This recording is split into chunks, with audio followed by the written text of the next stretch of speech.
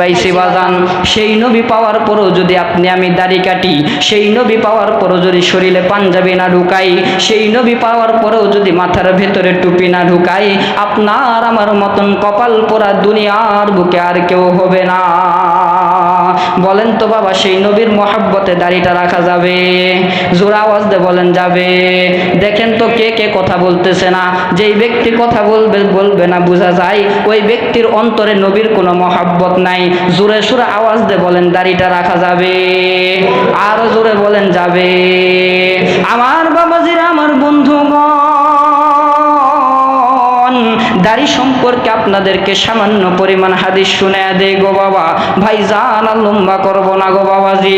বিশ্ব নবী আমার আল্লাহ রাব্বুল আলামিন কোরআনুল কারীমের ভেতরে জানায় দেয়, নবীরে ডাক দে বলে, নবী গো, আপনার উম্মতরা আপনি জানায় দেন গো নবী, আপনার উম্মতগুলোকে আপনি বুঝায় দেন গো নবী, আপনার উম্মতের ভেতরে যে আল্লাহর গোলাম, আমি নবীরে মহব্বত করি, আমি নবীরে ভালোবাসিয়া, আমি নবীর মহব্বত অন্তরের ভেতরে ঢুকাইয়া আমি নবীর একটা সুন্নতকে মেনে নিল, ওই ব্যক্তিকে আমি নবীর সাথে জান্নাতের ভেতরে থাকতে দেওয়া হবে। চিৎকার মেরে বলেন না সুবহানাল্লাহ। আমার মুসলমান বাবাজি, আমার বন্ধুগণ, আর লম্বা করব না রে বাবা, দিলের কানটা লাগায় শুনবেন, কোনো দিকে নজর নাই গো বাবা। দেখেন দেখি দুই মত হইতেছে। আল্লাহ পাক রব্বুল আলামিন আমাদেরকে শ্রেষ্ঠ নবীর উম্মত হিসাবে দুনিয়ার বুকে পাঠাইছেন। জোরে আওয়াজ দিয়ে বলি সুবহানাল্লাহ। আমাদের নবীর মর্যাদা কম না বেশি বাবা?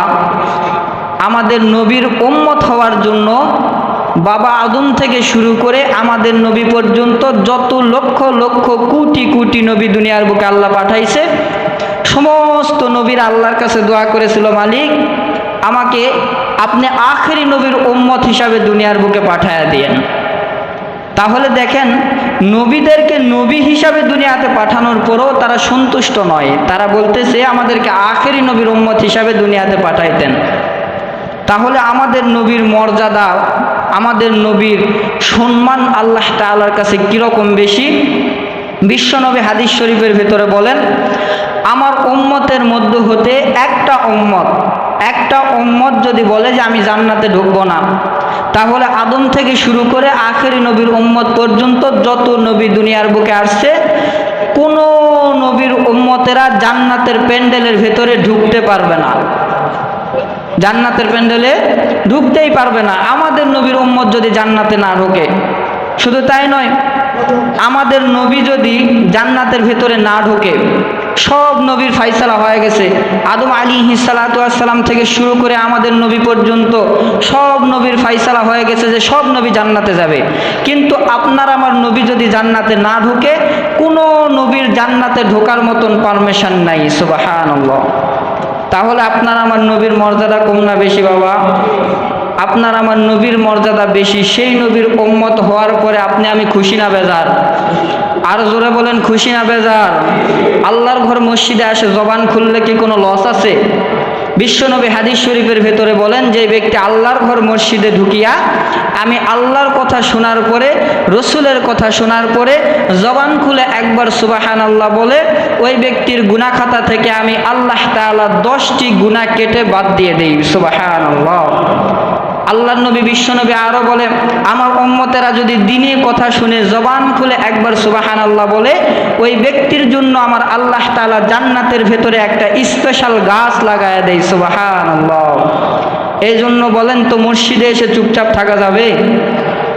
মসজিদে এসে আল্লাহর কথা শুনে জোরে জোরে আওয়াজ করে সুবহানাল্লাহ বলবেন, আলহামদুলিল্লাহ বলবেন। বিশ্বনবী বলে, এই যে যারা যারা সুবহানাল্লাহ বলল, যারা যারা আলহামদুলিল্লাহ বলল, এদের লিস্টটি ফেরেশতারা করে নিয়েছে যে এই ব্যক্তি আমার কোরআনের কথা শুনে, আমার হাদিসের কথা শুনে জবান খুলে একবার সুবহানাল্লাহ বলেছে। এই ব্যক্তিকে একবার সুবহানাল্লাহ বলার কারণে, আমি আল্লাহর প্রশংসা করার কারণে এর যাবতীয় সমস্ত গুনাহকে মাফ করে দিয়ে এই ব্যক্তিকে আমি জান্নাতের ভেতরে ঢুকাইয়া দিলাম। সুবহানাল্লাহ। আল্লাহ তাআলা সামান্য পরিমাণ একটা ওসিলা খোঁজে। আপনার একটা ওসিলা পাইবে, আল্লাহ তাআলা আপনাকে জান্নাতে দিবে। সেটা আপনার মুখের দাড়ি হোক, বা আপনার টুপি হোক, বা আপনার পাঞ্জাবি হোক, অথবা আপনার বাড়ির সামনে একটা কুকুর আসছে, কুকুর, এই কুকুরকে সামান্য পরিমাণ এক লোকমা ভাত দিছেন, এই ভাত দেওয়াটা আল্লাহর কাছে পছন্দ হয়েছে। বিশ্বনবী বলেন এই একটা আমলের বিনিময়ে আল্লাহ তাআলা তোমাকে জান্নাত দিতে পারে। এই জন্য বাবাজি সবসময় আল্লাহ তাআলা আমাদের ওসিলা খুঁজে। আল্লাহ তাআলা কুরআনুল কারীমের ভিতরে বলেন, কিতাবটা চোখের পানি ফালাইতে পারেন কিনা। আমার আল্লাহ তাআলা কুরআনুল কারীমের ভিতরে বলেন, ফালিয়াদহাকু কলিলাম ওয়ালিয়াবকু কাসীরা, তোমরা কম কম হাসো, বেশি বেশি করে কান্না করো। এ বাজান,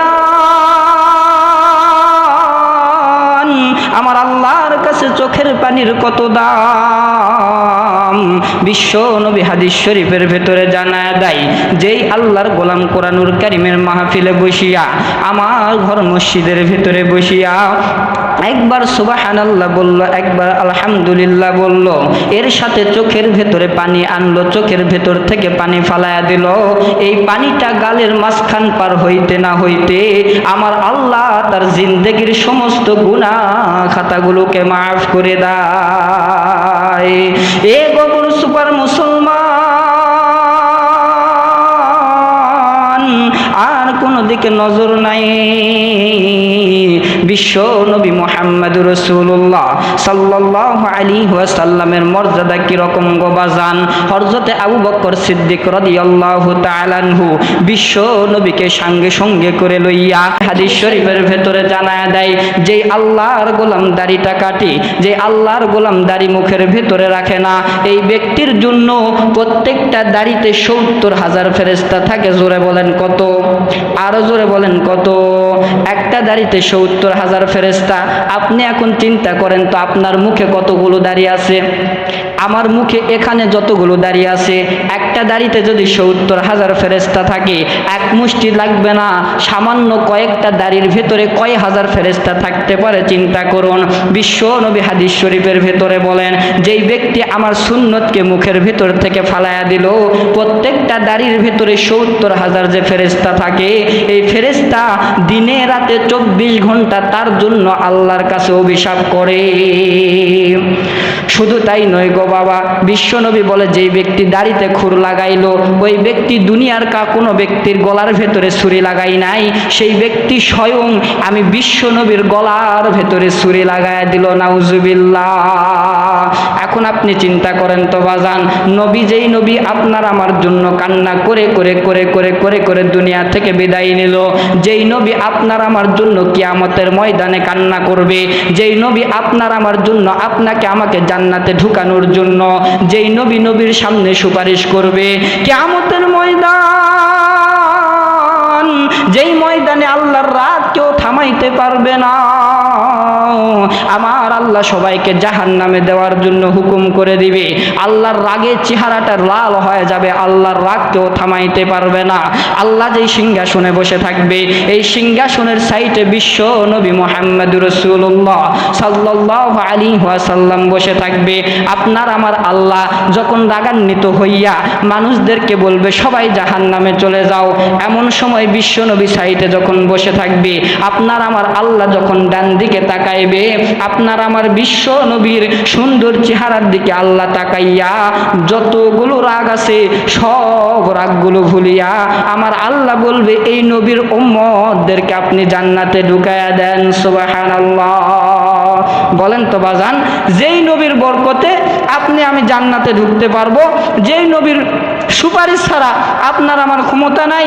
আমল করে করে করে করে আমলের খাতা যদি ভাড়ায় ফেলান, আমল করে করে জমিন থেকে আসমান পর্যন্ত আমলের পাহাড় বানাইছেন, তারপরও সেই নবীর প্রশংসা ছাড়া কোনো ব্যক্তির ক্ষমতা নাই যে ওই ব্যক্তি জান্নাতে ঢুকতে পারবে। তাহলে সেই নবীর বরকতে, সেই নবীর মহাব্বতে আপনি আমি কেমনে দাড়িটা কাটতেছি, কেমনে নবীর গলায় ছুরি লাগাইতেছি, কেমনে টুপিটা আমি পরি না বাজান এখনো সময় আছে, কয়দিন আর বাঁচবেন? 40 বছর, 50 বছর, 60 বছর আপনার সময় অতিবাহিত হয়ে গেছে। এই যে মসজিদ থেকে বাহির হইতে পারবেন কিনা এর গ্যারান্টি কিন্তু কেউ দিতে পারবেন না বাবা। শুধু একটা জিনিসের গ্যারান্টি আছে, আমরা যখন একটা মোবাইল বিক্রি করি, এই মোবাইলের যখন গ্যারান্টি দেয় 1 বছর 2 বছর, তার আগেই কিন্তু মোবাইল নষ্ট হয়ে যায়। দুনিয়াতে মানুষের তৈরি, এই মোবাইলটা মানুষকে দিব এটারও গ্যারান্টি দিতে পারি না, তাহলে মৃত্যু যে আমার কখন আসবে এর গ্যারান্টি দিতে পারবো? জোরে আওয়াজ দিয়ে বলেন না, গ্যারান্টি দিতে পারবো? আপনার আমার মৃত্যুর গ্যারান্টি নাই। এমনও তো হইতে পারে সামনে শুক্রবার আসার আগে আপনার মসজিদে এলান হয়ে গেছে, ওই যে মসজিদের সাইডে খাটনি আছে, খাট আছে, আপনার বাড়ি চিনা লাগবে না বাজান। ওই যখন আপনার ইন্তেকাল হয়ে যাবে, এই মসজিদ থেকে, আপনাদের মসজিদ থেকে আপনাদের খাট, যেই টাকা দিয়ে দিয়ে আপনারা খাটটা কিনছেন, আপনার বাড়ি কখনো দেখে নাই, তাকে চিনার দরকার নাই, আপনার বাড়ির সামনে দেখবেন আপনি যাই উপস্থিত হয়ে যাবে আপনার জানাজা করার জন্য। কয়দিন দুনিয়াতে বাহাদুরি করবেন? ফেরাউনের মতন বাদশাহ আপনি হইতে পারবেন না, নমরুদের মতন বাদশাহ হইতে পারবেন না, এই বড় বড় কাফেরের মতন বাদশাহ হইতে পারবেন না। এই জন্য বাবা, দুনিয়ার বুকে যে কামাই করা করছেন, আজকে থেকে এই মসজিদ থেকে তওবা করেন যে আজকের পর থেকে আমি দুনিয়ার বুকে চুরি করি, ডাকাতি করি, যা করি, কিন্তু 5 ওয়াক্ত নামাজ কখনো ছাড়বো না। ইনশাআল্লাহ করা যাবে? জোরে আওয়াজ দিয়ে বলেন, নিয়ত করা যাবে? এখন সবাই হাত তুলে আল্লাহরে দেখায় দেন আমরা নামাজ পড়বো 5 ওয়াক্ত। হাত উঠান, হাত উঠান, আল্লাহ তাআলা ছবি তুলে নিবে যে সবাই নামাজ আদায় করবে ইনশাআল্লাহ। হাত নামান, আল্লাহ পাক রব্বুল আলামিন ছবি তুলে দিয়েছে, মোবাইলে ভিডিও হচ্ছে না? এখানে 4 কোণায় 4টা আল্লাহর সিসি ক্যামেরা লাগানো আছে। বিশ্বাস না হলে মেশকাত শরীফের হাদিস, এই হাদিস খুলে দেখবেন 4546 নম্বর হাদিস। আমার আল্লাহ বলেছেন যে মসজিদের প্রত্যেকটা 4 কোণায় 4টা সিসি ক্যামেরা আছে। কয়জন ব্যক্তি মসজিদে আসছে, কয়জন ব্যক্তি আসে নাই, কয়জন ব্যক্তি হুজুরে ওয়াজ শুনছে, কয়জন ব্যক্তি গল্প করছে, কয়জন ব্যক্তি ঘুমাইছে, সবগুলো কিয়ামতের ময়দানে আপনাকে দেখানো হবে যে মসজিদে যায় আপনি ঘুমাইছেন না ওয়াজ শুনছেন।